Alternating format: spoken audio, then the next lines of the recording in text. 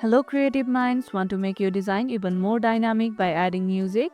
Here's how to do it in Adobe Express. Let's get started.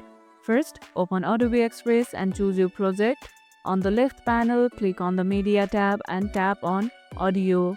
Now you can scroll and look for any kind of music you want. Once you find the music you want to add, just tap on it and the music is added automatically to your design. You can trim, adjust the volume, or loop the audio to fit your project. Once added, you can adjust the music's position on your timeline. Make sure the music fits the vibe of your design, whether it's calm, upbeat, or energetic. If the music isn't playing, ensure the volume on your device is turned up and that the audio file is supported. Do you like to add music to your designs? What's your go-to genre? Drop your thoughts in the comments. If this tutorial helped, hit the like button, share it, subscribe, and leave a comment below. Thanks for watching, and I'll see you in the next one.